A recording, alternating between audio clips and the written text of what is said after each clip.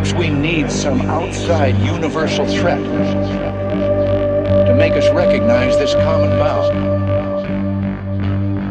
I occasionally think how quickly our differences worldwide would vanish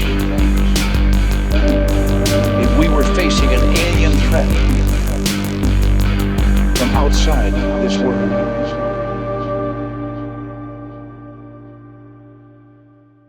Mela, għadna kemm ippubblikajna l-intervista ma' Nick Cook u kien hemm biċċa għalmenu li interessatni u nixtieq aktar informazzjoni fuqha.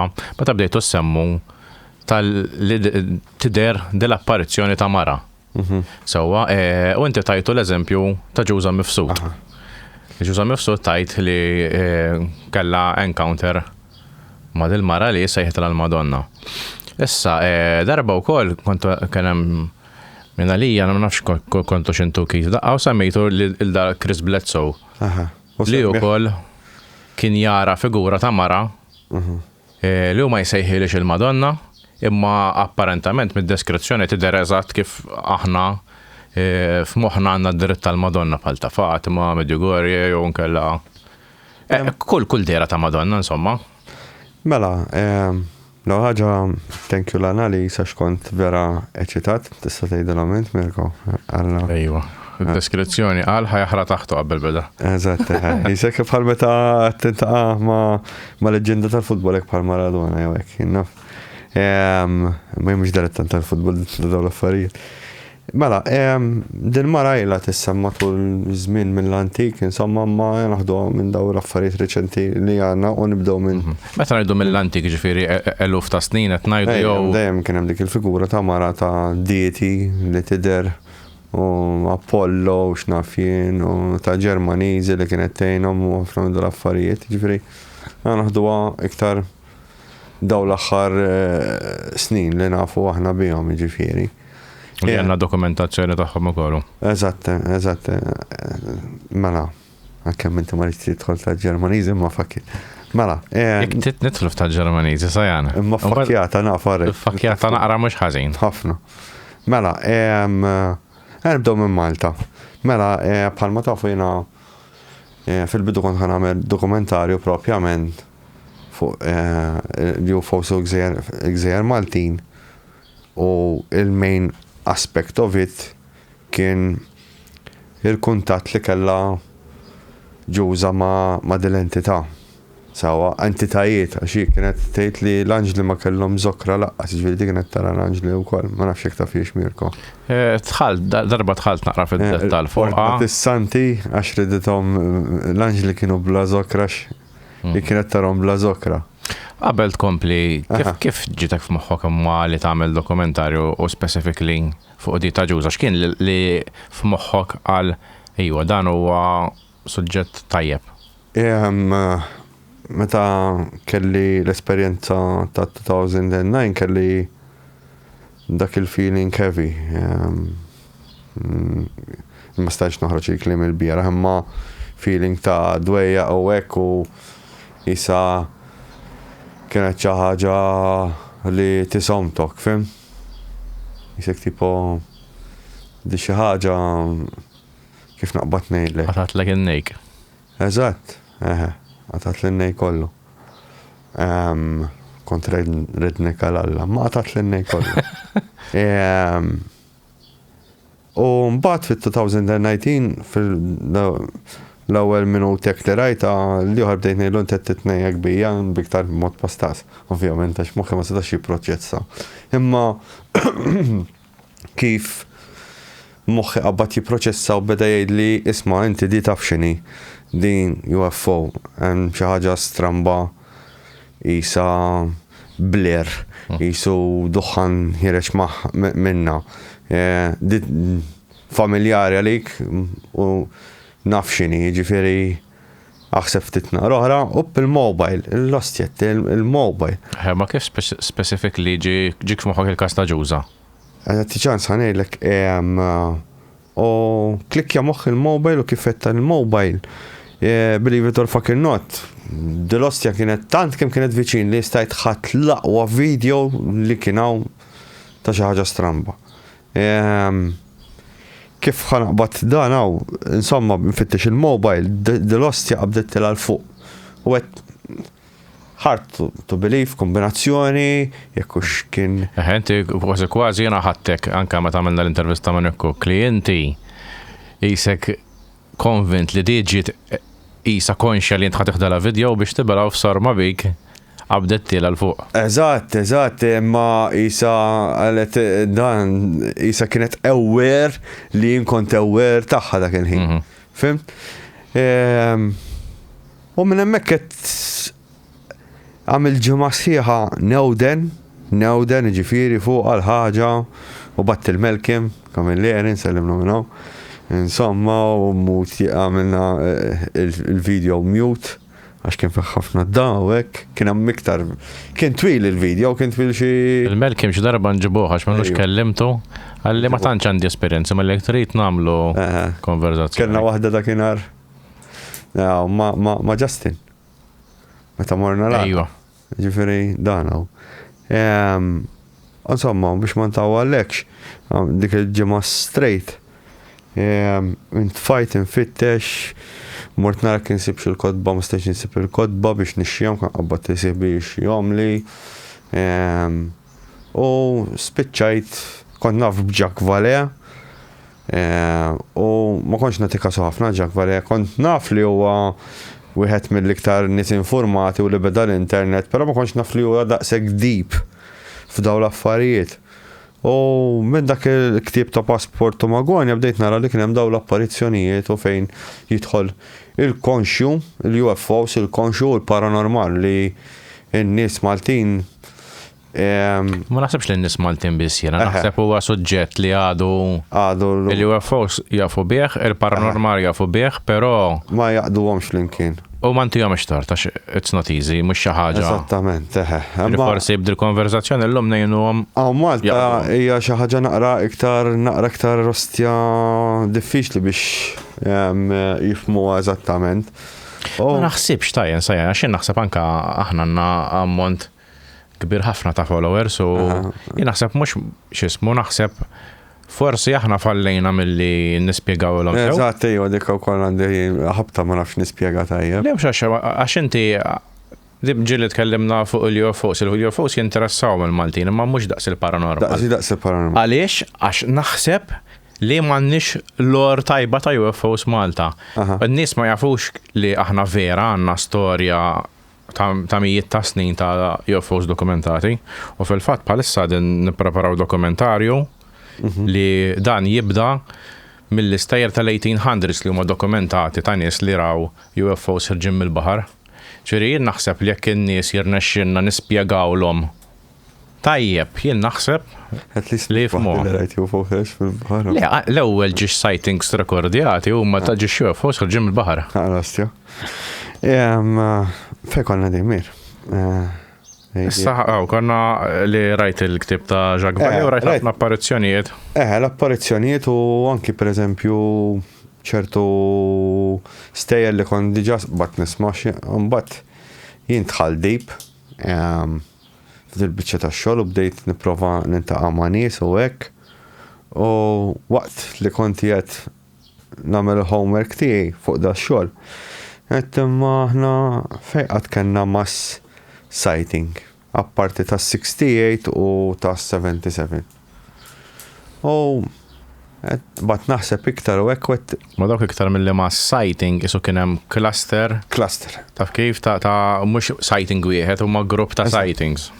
Però kien hemm fis-68 kien hemm ħafna nies raw xenarju sħiħ mill-pjata u l-blata l-bajda u hekk, ġifieri li baqgħet sejra sa żebbuċaw dix is-sighting. U mbagħad qed mela jekk dan l-oġġett kien konxju li jiena konxju tiegħu. Sewwa. U temmina dik sajan. Temmina. Yet on in between. Tħalli il-bib miftuħ għal dik l-idea. Et issa jekk dan l-oġġett kien konxju li jiena konxju bih, sewwa. hemm one-to-one interaction fuq dan ħaġa, ġifieri. Fl-istess ħin kif jgħidġak Valew huwa trickster. Għax ta' tnejjek bija, men. Tnejjek bija da. Eżatt x'inftakart fil-mobile abbattiela jisu qed tindendillek il-ħelu u inti fottejt kollox. Ħanajt xi ħaġa fuq di, għax din ngħiduha dejjem imma forsi ma spjegajniex tajjeb. Għax in-nies jgħidulek u kif jista' jkun kombinazzjoni ma kellux il-mobile. Jiena l-ewwel sighting li rajt jiena fis-C5 naħseb kien hemm xi 30 ruħ. Kienet ċara, kienu pjuttost viċin u kienu pjuttost differenti ħafna minn kienu żewġ orbs orange. Orange, Minn 35 ruħ kemm konna alla ħadd ma ħareġ mobile. U jisom id-dawl ta' triq il-lampet. Ekki sul kulur. Ħadd ġifieri qabel kont ngħidu kif jista' jkun mawx videos imma alla kont f'post fejn kien hemm fakin 35 ruħ u ħadd minnhom ħareġ mobile Kemm jinkelb. biex fakin jieħodlu video. Kemm jinkelb, taf kemm kont viċin tagħha men. Vera ma tantx damet imma Madonna Inti taf fejn hu l-forno, taf fejn hu l-ħabs. Kemm hemm bot? Le, forsi hemm 400 metru maximum. 300 metru. Naħseb aqsem 400 metru. Immaġina jsek qed tara trakk minn daw iż-żar tal-koka u jieqaf hekk fl-arja. Ġifieri ara kemm kien viċin di hekk nikkalkula ħin daqstak tal-koka. Nkomplu fuq ta' ġuża. Insomma, u dak l-oġġett kien ewer li nkont ewer, qed mela ħanara fejn kien hawn mass sighting. U qed ġuża mifsud, l-ostja ġuża mifsud. U mbagħad rajt biografi ta' ġuża mifsud. Qed l-ostja Madonna men. Kien hemm dak il-qassis bdejt ix-xemx iddur, mbagħad qed imma x-xemx ma ddurx ikun. Għal forsi minnu viewer ġdid aħna minna video kompletament fuq hekk fl-aħħar tal-video ħassibu link għalih ġifieri lejn l-aħħar net. Insomma, u qed il-Madonna men qed xaw ta' informazzjoni. Mbagħad bdejt nisma'hom jitkellmu fuq l-ilma miraculous u jiena fucking nerd għamil ġimgħa sieħa nisma' fuq dan l-ilma ir-Radon u l-effetti tiegħu u x'jagħmel u hekk. Mela ħanispjegawlhom sew in-nies. It-teorija ta' Sajani li mhux it-teorija ta' Sajan, di għamilt riċerka fuq għajna personali wkoll. Hawn ċertu postijiet fid-dinja fej ir-Radon huwa naturally occurring. Anke Malta għandna hotspots ta' Radon naturally occurring. Jeżistu każijiet dokumentati mhux wieħed jew tnej. Mijiet hemm każijiet dokumentati li ikollok stream tal-ilma li tiġi ftit contaminated minn radon fejn inti dak jekk jirnexxielek dak l-ammont żgħir li ma jkunx jaqbeż livelli perikolużi jekk inti tixorbu 0.07. Ma nafx kemm ma jrid ikun ammont żgħir u ġeneralment ammont żgħir ikun li da jista' actually jagħmel benefiċċju. Li inti jkun radioactive enough li joqtol ċertu affarijiet li huma ħżiena fil-ġisem. Jekk titfal froġġa radioactive glass jew laħam jew xi ħaġa oħra ma jiġix decayed, jibqa' frisk għal tul ta' żmien. Ġifieri anke l-ilma il-mikrobi kollha jmorru minn ġo l-ilma li jkun stored ġo xi ġar ta' radioactive glass. Sejra kelli konverzazzjonijiet ma' nies u qalu li le Malta m'hawnx radon li għaw mappanka uffiċjali ġifieri fejn. Nista' nidħol insemmi n-nies ukoll jew tista' semmi n-nies mela. Fil-każ jekk tisimgħu bibs ġifieri n-nies li ma stajniex insemmu sorry. Mela, u mbagħad kif qed insemmu r-radon jiena kien resaq żmien l-elezzjoni u hekk u mort nintaqa' ma' insomma u tlabtu qedlu x'kont qed nagħmel dokumentarju fuq il-Gżira Maltija u għandi suspett li il-UFO ħalla impatt radjoattiv fuq il-post u għalhekk dak li l-mar tar-radon li kien danaw jinħeljaw minn ġom neħram u jinxifilhom l-ilma ħażin u kien hemm persuna oħra kellha xi ferowl jew marrula u kien hemm persuna oħra kienu jaqtaw l-idea mill-lider u għamlet minn dal-ilma u fiqet minnu wkoll. U s-suspetti kien li huwa radon, jiġifieri. U ħanajt xi ħaġa qabel.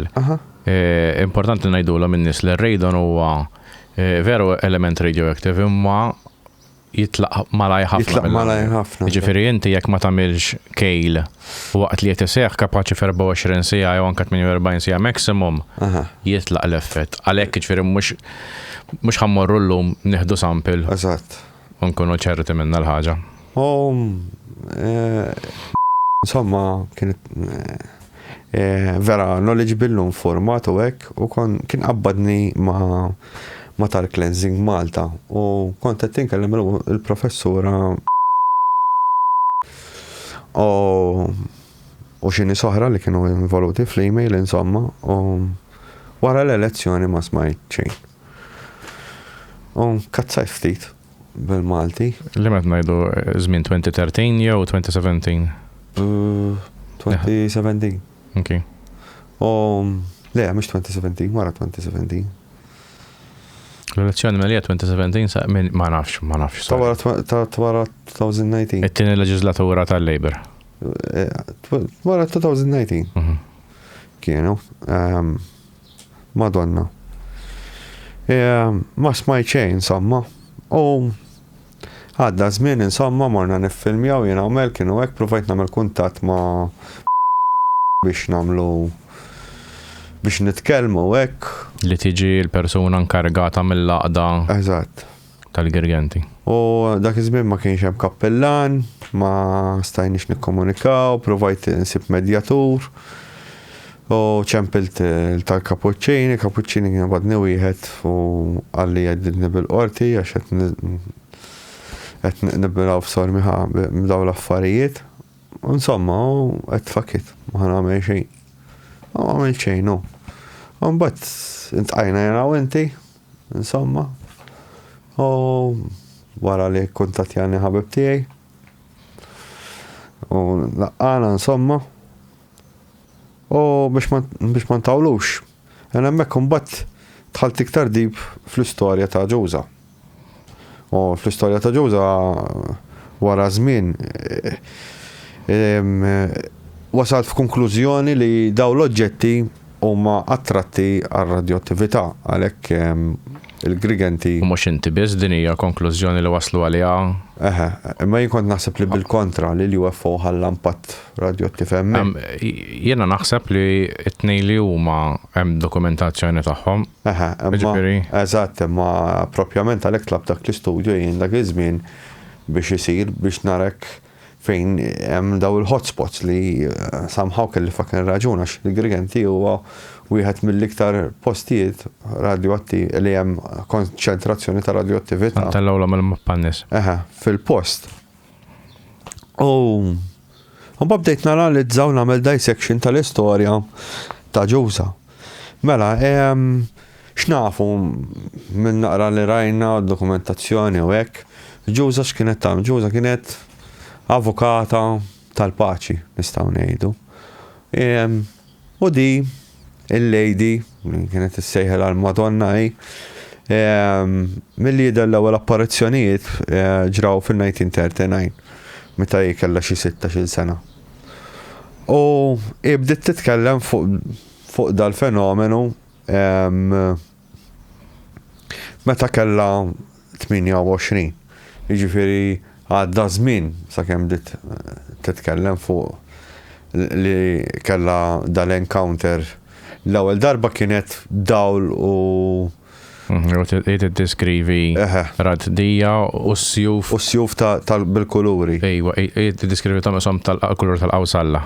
U fanni li nafhem rakkonti simili ta' dal-affarijiet. U fanni li naf ukoll meta nisma' l-kit jgħid kienet isa bużżeqa tas-sapun. Naħseb dik li tagħmilha bużżeqa tas-sapun għax nafu li bużżeqa tas-sapun jirriflettu d-dawl qisu qawsalla. Jiġifieri most likely kitu Ġuża għalija raw l-istess min jaf fenomenu. Il-konklużjoni tiegħi jiena għalija hija dik. U ma' żmien kellha dil-encounters ma' dil-lady, għajan nsejħu la lady, mhux ħansejħu la Madonna, jena xina lija tirrepeti kull darba dil-ħaġa. U kienet tara xi anġli u xekmir. U ridet tagħmel xi santi ta' daw l-anġli bla zokra, x'mill-lieder daw l-anġli ma kellhom zokra. Issa Dik ma tħallx fid-dettal fiha, però mhux xi ħaġa ġdida. Mhux xi ħaġa ġdida laqqas li hija stram fucking daw l-affarijiet vera fucking crazy man. Jekk ma tkunx dilettant tagħhom. Fil-bidu naħseb ma konx taf bihom daw l-affarijiet mi. Era, le, fid-dettal ma konx naf, però s-soġġett dejjem kien jinteressani, għalhekk l-ewwel darba li ltqajna tħajjart mill-ewwel li nibdew dal-proġett għax xi ħaġa intriguing u fis-sens. Nispera ma disappuntajtek. Xkontet najdu. L-anġli bla zokra. L-anġli bla zokra dak fuera fucking funny. Umbat kena di fl-89 fl-89 batet xietri l-Gorbachev u l-Bush sawa kien it-3 ta' Deċembru ta' l-1989 meta daw intaqgħu Malta. Issa jekk batitom ġuża vera ma nafx imma nies li jgħidu li din il-mara batitom daw li trid. Jiena naħseb vera batitom. M'għandniex għalfejn ikonna dawt imma jien mhux ħanejt isma' diġrat vera imma li. Jiena naħseb li vera ntbagħtu jekk daw rawhom xi ġew x'influenza. Eżatt. Dubji kbar. Ma nafux imma hemm dal-istorja ġifieri u nemmen li jiena minn is-sajt tiegħi l-opinjoni tiegħi ma marix l-opinjoni tiegħi taffetwa l-ħadd ieħor fim. Mxek. Jina l-opinjoni tiegħi li daw li trind baqtu. Issa jekk raħħomx Gorbachev jew hekk. Jekk kienu xadhom bidbeżbiża ta' propaganda ta' Hitler u dawk il-mek. Efhem irdu nżommu f'moħħna wkoll li it was about fucking time li ssir ukoll. Eżatt. Taf kif jiġifieri. Mbagħad ovvjament nafu l-istorja li indi hemm min jgħid li kienet għamlet prediction li ħajrbaħ Sant fin-97. X'kenna żjed ġuża. Ġuża vera interessanti. U dik kienet kif naqbad ngħidlek kienet il-point fejn iddeċidejt li isma' il-dokumentarju li tisir fuq ġuża. Fimt? U ġuża li waffawsu u dan. U mbagħad bdejt nistaqsi lin-nies jekk kellhom xi iktar esperjenzi u affarijiet oħra. Fejn fosthom intqajt ma' persuna oħra fi 2020 jew 21 2021 kienet fejn di l-persuna l-istess qalt li kellha interaction ma' entità li għalija il-Madonna. Ġivri din, għaj darba maħħa kont u ma konx daqsek kif naqbat nejlek. Malla kelli il-framework mibni u lażammejt il-kuntatt ta' dil-persona xejn. U jek tarani u tkun tiġi tgħidha bomba kieku. Qabel naqbdu xi ħaġa oħra u qed in-nies jikkuntattjawna. Aħna xi ġimgħa naħseb xi 3 ġimgħat ilu ġew minn dal-podcast. Konna għamilna avviż li min kien jekk hemm xi ħadd li kien preżenti waqt dawn l-affarijiet jikkuntattjana. Kien hemm min ikkuntattjani, kien hemm 2 min-nies li kkuntattjawni. U tawni dettalji jiġifieri li kienu eyewitnesses tawni id-description ta' xraw, però sfortunatament it-tnejn li huma jixtiequx li jiġu jitkellmu għaz b'mod anonimu ġifieri. Għaz dik il-persona li għaqlitna biex nagħmlu dik il-post ma tiġi. Le, ġifieri jekk nagħmel appell hekk hawn xi nies. Nistgħu ngħidu rakkont naħseb jew. Ta' xiex? Ta' dik li qalt li kienet tkun hemm. Jiena niddejjaq nagħti dettalji, aħjar jgħidu minn nies id-dettalji, però fis-sens anke daw l-istejjer li qalu li u insertaw 2 minn nismew fuq xulxin l-istess ħaġa identika ġifieri jekk hemm xi nies li jixtiequ jitkellmu fuqha m'għandkomx għalfejn. L-istess ħaġa bħalma ġiet tgħid li dik il-persuna? Simili ħafna. Ma tkomx għalfej tistħu ħadd ma ħajtnejjek bikom issa hopefully wara 3 snin u ftit xhur da s-suġġett ġi iktar naqa' normali milli kien qabel. M'intomx wieħedkom. Jiġifieri jekk tagħmlulna. Xettiku. Ejja.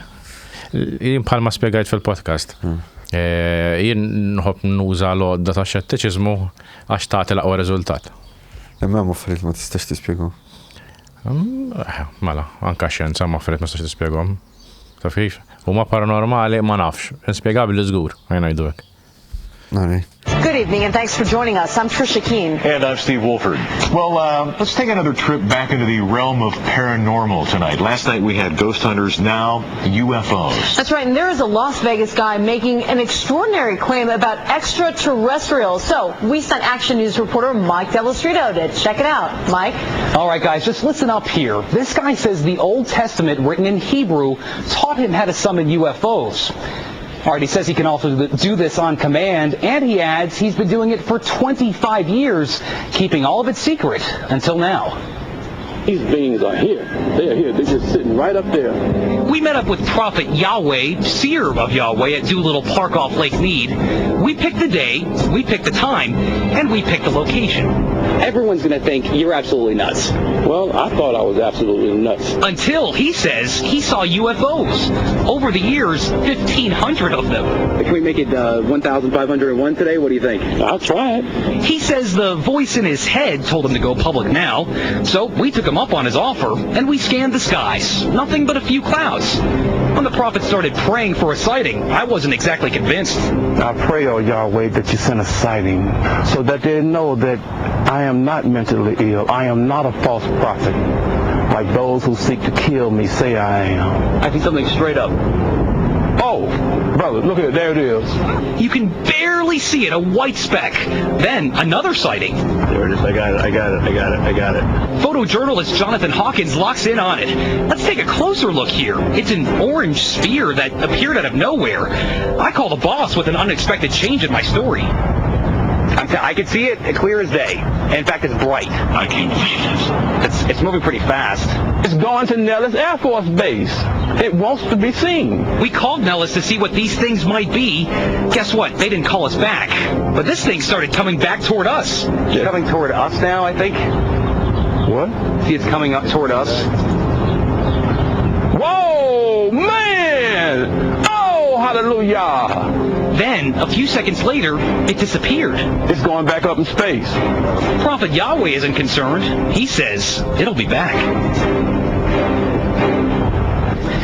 And I'm still not quite sure what those things were. Now, if I didn't see this for myself, I probably would have just laughed this whole thing off. Prophet Yahweh says, though, this is just the beginning. He says we're going to see a lot more of these things starting next week. And he says one will come down low enough for all of Las Vegas to see. Mike Dell'Ostrito, Channel 13 Action News. Interesting. You know what? If anybody knows what that was, please call Mike Dell'Ostrito and identify that object. So, Jerry, do you mind if we play the X-Files theme song while you do what? Yeah, really. Ħaġa li laqtitni minn dal-filmat.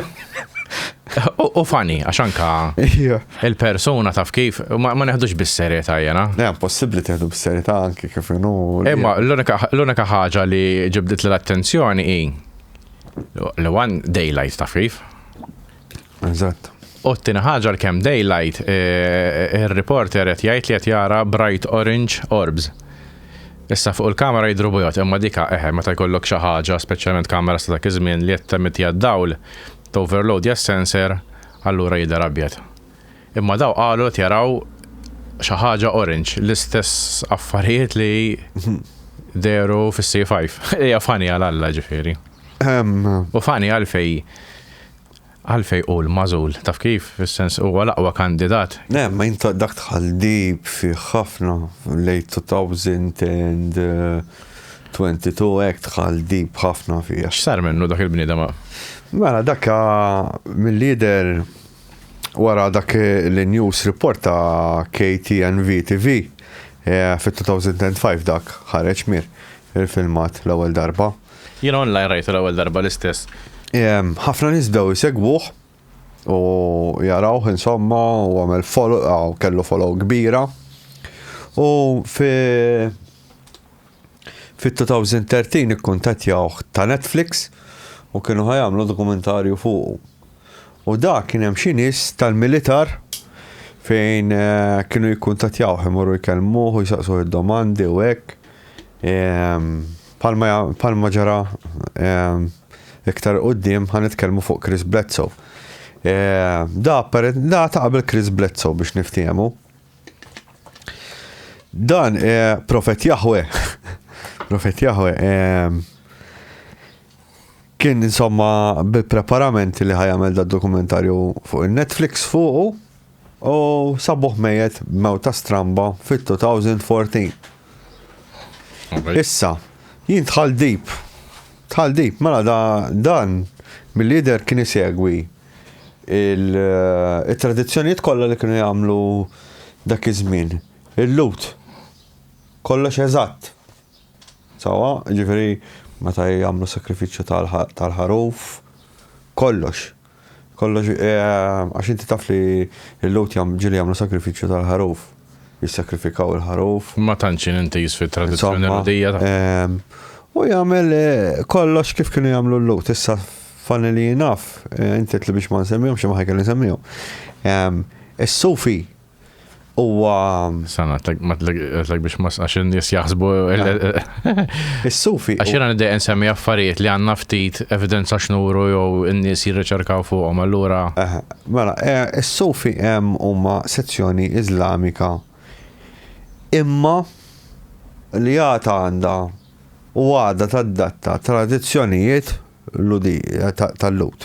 So, ġifieri ċertu affarijiet minn reliġjon testament l-antik għadhom jiġu użati hemmhekk peress li huma fil-post kienu propjament lut il-post kienu okkupat mill-lut u mbagħad ħadu over l-Iżlamiċi u żammew xorta parti mit-Tora fimta u kien hemm dik l-adattazzjoni. Issa daw isejħu il-UFOs ukoll li huma lihom isejħu l-anġli. Issa, għax ixu interessanti dan, Profet Yahweh. Profet Yahweh jgħid li at one point darba ġifieri ġratlu li ikkuntattjatu din l-entità ta' mara u parti mid-dokumentarju ta' Netflix jekk joħroġ bomba ma nafx x'sar minnu, imma kellu joħroġ dan dokumentarju xorta tiegħu fuq Netflix. Għaltu li ħassir xi ħaġa fil-futur qarib. Fil-futur qarib kellu jkun ġifieri xi 15-il sena wara dat ninsemmu xi 2010 kellu dal-encounter ma' din l-entità. Għadej li kif naf bija din l-istorja għax kont kellimt wieħed li jgħix Wales u kien ta' rundown għax kienet jaħdem ma' xi nies fil-production ta' dal-dokumentarju li kienu qed jaħdmu fuq. U bil-Malti da li l-persuna tgħix l-Amerika s-salum il-ġurnata suppost għandna nippruvaw nġibuh xi darba għax dilettant ukoll. Mela, u issa nistgħu mmorru naħseb għal Chris Bledsoe, x'taħseb? Qabel kollox ukoll nixtieq insemmi ta' Fatma. Ta' Fatma huwa avveniment kbir ukoll, infatti in-nies għadhom mmorru fil-post biex jagħmlu bħala pellegrinaġġ. Jiġifieri huwa punt storiku fejn dawn it-tliet tfal kienu jaraw dil-figura, dil-mara li mill-lider it-tlieta biss kienu jaraw Amir. Mela. Bħala figura ta' mara. Kemm mhux qed ngħid xi għaxxata, kienu jaraw tfal biss. U mbagħad hemm dak li jgħidu il-Miracle of the Sun li kien hemm eluf ta' eyewitnesses. Issa dika l-argument ta' ħafna huwa dak li seħ mass hysteria, ġifieri fej ħafna nies jiġu influenzati minn xulxin u jemnu li qed jaraw xi ħaġa Jew hija bħal paridolja ġifieri vera tkun ġrat xi ħaġa ma jassoċjaw jien naf ikun hemm fenomenu meteoroloġiku bħal dak li jgħidu l-sandog eżempju. U ma jassoċjawha ma xi ħaġa mirakoluża. L-unika ħaġa li għandha stramba dell-istorja hi li kien hemm eyewitnesses li mhumiex fuq il-post. Mhux fuq il-post eżatt. Li ma kinux jafu li daw qed jagħmlu li ma kinux immaġna jien naf ġrat xi ħaġa l-mosta ma minn nies il-ħamru naqas jafu x'illu. Kien hemm tabib u avukat li raw ix-xena minn kilometri l-bot. Infatti qiegħda fil-ktieb ta' x'ismu hawn. Madonna. U hija. Insomma, l-argumentu li xi ħaġa mhux normali apparentament vera seħħed. U ħaġa tal-iskantament li dil-mara tidher l-iktar in-nies li jaħdmu l-għalqa fil-verità. Ma dika ma xtaqx nidħol fuq daqshekk għax in-nies li jkunu fl-għalqa l-iktar in-nies li għandhom aċċess għas-sema. Għas-sema u hekk imma mill-lider. By probability. By probability, all right, imma inti għandek il-ħaġa ilija stramba li jitfittex nies li huma li jgħixu sempliċi. Fimt? Ma ssibx nies kif naqbad ngħidlek. Issa bħal daw is-sufi jgħixu ġol muntanji men. Ma allura aħna konna. Dak iż-żmien Ġewża x'kienet qed tagħmel, kienet qed tħadet l-annimali jiraw. Ġoġinta u Luċija u huwa x'kienu qed jagħmlu l-annimali kienu qed jiraw. Fim ċirid ngħidlek, ġifieri daw l-affarijiet vera ma they fuck your mind, u tibda tgħid kombinazzjoni hemm xi korrelazzjoni tagħha lil ħaġa. Missa ħanaqbduha fuq Chris Bledsoe. Chris Bledsoe. Li kien farmer. Dakin. Ġifieri hawnhekk isna kisserni aħna qal pattern. Sa ċertu punt iwa. Mela qal minn ma jafx minnu Chris Bledsoe, ġiex sentenzi sa jan. Ġiex sentenzi. Chris Bledsoe kellu xi business tal-bini u marħażin, insomma, u mexa fuq proprjetà, kellhom xi esperjenzi ta' UFOs fejn u t-tifel intilef u kellu għad streċ twila ta' ħin u bat Chris Bledsoe ma rifittxu intilef, insomma, kellhom xi alien abduction mill-lieder. U f'Marzu, insomma, wara li għadda dan kollu, f'Marzu ta' 2012, kollox beda fit-2007 meta ġratlu din l-esperjenza ta' dwal u ntilfu hekk. Imma fit-2012 f'Marzu ta' 2012 dak kienu fej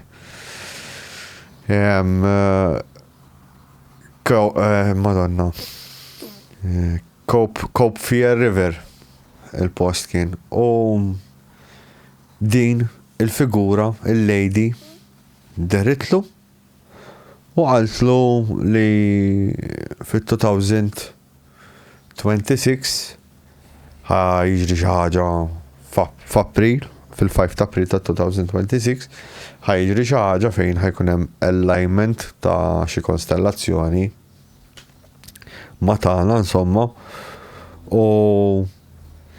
u din dal-avveniment ħajibda proċess fejn ħajkun hemm il-futur tal-umanità u spiritual awakening. Fimti ġifir fejn l-umanità ħaterġa ssib l-spiritualità, fimta? U ħajkun hemm xi avveniment fejn il-bniedem ħajkollu jibda jersaq iktar lej l-spiritualità biex niftehom. U li qed isemmu pereżempju bħal Jeremy Corbell kien ħareġ jgħid isma' fit-2026 qed jgħidu li ħajkun hemm fake alien invasion, issa mexxew għas-sena d-diela 2027. Sorry, nitħaq ma. Ejwa, imma dati 26-27. Jena Jeremy Corbell niprofa nsegwih sa jgħan mal-bullshitter A1. Nifmek, mux kulħadd l-istess. Imma naħseb li FMU business u. Bil-qaħba l-ostja, minn għandu xi dubju jara l-aħħar intervista li għamel fuq Area 52 li hija sales pitch mill-bidu għall-aħħar. Ta' Sleeping Dog. parti daħal ħafna f'dak id-dokumentarju, immankaw tant qed ibiħli l-nifsu ma' kull mistoqsija. U tant qed jipprova jitella li l-nifsu fuq pedestal u da jofa affarijiet li ma jistax jikxefu jaxin n-nisja fis-sens. Issa sej l-spiċu. Taf kif? Anki aħna n-affarijiet li ma jistax nikxfu. Maħna ma nqodux ngħidu n-nies isma' jekk l-affarijiet li nafu jistgħu jibdlu d-dinja ma nistax ngħidhom. Le, ma xejblu d-dinja xorta nibgħu morru għax-xogħol. Okay, right. Aw, x'konna qed ngħidu? Mela, insomma, u da l-istess, da beda jżoruh il-Chris Bledsoe nies tal-militar bħalma kien ġara b'dan. Bi Profet Yahweh. U b'differenza Chris Bledsoe huwa born again Christian. Sawa, u Yahweh jgħid li l-informazzjoni ta' kif isejjaħ il-daw l-entitajiet ġaba mit-testament l-antik għax kien isegwi kollox. Issa Chris Bledsoe huwa born again Christian li hija xi ħaġa totalment differenti. Issa, hekk għandix jinnaf palma għal Nick Cook, jekk għandix intent d-identità jew hemm xi forza esterna li qiegħda tikbidana ġo daw il-postijiet biex naslu x'imkien jinnaf fejn titmur l-umanità, jinnaf xi jfisser li tkun bniedem. Min jaf, d-identità imma insibuha dejjem hemmhekk preżenti. Fil-5 ta' April 2026 ħanamel reminder jena fuq il-kalendarju. Għaddiet issa. Mux. Li għandek raġuna. Sorry. Għaddiet. 2026. Oh, Madonna. All right. Għaddiet nirkot nixjuhu. Għad nixjuhu vera. U vera kien hemm xi alignment ta' xi kostellazzjoni. Jidir li però. Ma ġara xejn. Mhux tal-li ma ġara xejn naħseb ġara bil-maqlub. Eżatt, Jena mhix qed nara l-ebda spiritual awakening partikolarment qawwi. Laqqax xejn. Anzi pjuttost naħseb deħlin fl-era ta' dak kollu li mhuwiex spirituali. Lejaju. Mhux lejaj biss. Fis-sens jiena nħoss li għajdu l-żoppi tridu, jiena mindu dal-aħħar ftit snin qed nuża l-AI, jiena lejja mill-ħajt iktar faċli. Mhux hekk ovvjament. Right, u ċertu data li qabel kont naqla l-bajt biex inġiba. Issibha mal-ewwel. Illum insibha fast. U ssib il-contradiction tagħha. U mhux hekk. Issib kollox hu. Jiena naħseb l-AI if you embrace it. Mill-għonet m'hemmx mod ieħor x'ħadd tagħmel ħadd tġielet kontra l-AI ma tistax. Imma jekk titgħallem tużaħ ikollok edge. Rajta, dak li prova joħloq mudell bħal kif naqbad ngħidlek. Dinja virtuali fejn l-AI ikun maqful ġoda s-setta regoli, fimt? U jaraw jekk jiġi xewer? Jena, le ma rajtix, pero nistaw nitkellmu ftit żgħira fuq għadu tal-awareness. Aħna ovvjament peress li ngħixu realtà umana nqablu kollox maħna, għax aħna l-nanfusna nafu biss jiġifieri tkun ħaj. Aħna stja Madonna hawn nies jgħidu l-ek sallum l-annimali mhux konxi, mhux zopp. Mhux lossja. Mhux zopp, fakker rajt konxi. Konxi, mela. Jiġifieri hawn livelli differenti ta' consciousness, mhux livelli biss nasib hawn kategoriji differenti ta' consciousness. Jekk tgħid li eżempju pjanta konxja, bil-mod kif aħna le, bil-mod tagħha definitely. Ġifieri li l-AI jkollu xi tip ta' consciousness għalija hija ovvja, ma nkunx sorpriż biha, ma tantx ħatabdilli għax inti da billi tkun konxju ma jfissirx li għandek self-preservation biex tibqa' ħajja kosta kollox u teqret il-min jagħmellek iħsar dik hija xi ħaġa oħra. Dik imbagħad hemmhekk jidħlu emozzjonijiet. Jien nemmel li tista' tkun konxju mingħajr ma tkun emotiv. Hemm livelli differenti ta' consciousness. Issa jekk tgħid li għalija x-xenarju ta' Terminator, ngħidlek għalija ma jagħmel ebda fucking sens. Jien għalija jekk ikun l-AI jkollu ir-ribella x'qażżiżni l-bajt. Joħloq virus. Le, għalija l-aqwa film li rnexxielu ironikament jagħti l-aqwa senarju huwa Her. Li dal-AI jiddeċidi li tant aħna ma nistgħux inkunu tal-livell tiegħu li jmur jgħix ħajja indipendenti minna x'għalina. Aħna mmorru niġġieldu man-nemel? Le. Le, ovvjament. Daqshekk ħajġġieled magħna l-AI jgħid x'għala żibba minn daw. Vera stjeta s-sewħer. Fakkartni fih menni li ma naraħ dak il-film. Dak huwa l-aqwa naħseb l-aqwa. Fil-bidu jibda boring, eh? Jiena jogħġobni bħala film. Fimma fil-bidu jibda boring, man. Mbagħad kif jaqbad jidħol hekk fil-film, imma fil-bidu vera boring, man. Dak battu xi 4 darbiet dak il-film qabel ma rajtu ta'. Le jiena qabadni mill-ewwel. Naħobbhom dak it-tip ta' films. Jiena ma nemminx li l-AI jagħtaw biex jaqridna jew far from it. Kien early concept dak iż-żmien. Fucking right. Ara naqa' kemm kien avvanzat minn kidbu dak min kidbu? Nafxu. Kont naf. Spike Jones. Ma nafx. Interessanti dak il-film ħafna. Ovvjament, minnu bħali ħajsibu boring l-ewwel ftit. Amma kif jaqbad jagħmel progression il-film vera interessanti. Il-konċett huwa tajjeb ħafna. Mu jsir iħobb l-AI minn. Sajan di xi ħaġa li tiġri llum. Illum hawn in-nies. Zob. Hawn nies jistaqsu l-AI fuq nies oħra x'jaħsbu.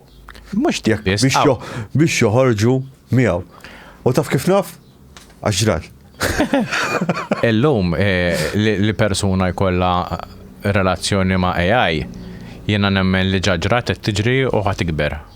Biex nagħlqu hawnhekk fuq dawn il-punti din il-lejdi kienet tidher throughout iż-żmien, jiġifieri minn żmien il-Greki, Romani u hekk dejjem għandha pattern fejn ikun hemm ħajqala xi diżastri u hekk fejn hija avukata għal paċi.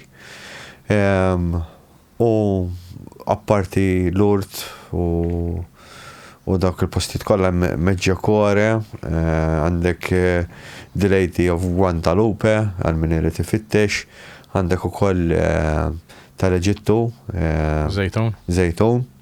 Dik naqa differenti, ma dik xi darba nagħmlu episodju kollu fuqha. Insomma, di insibuha kullum kien, guys.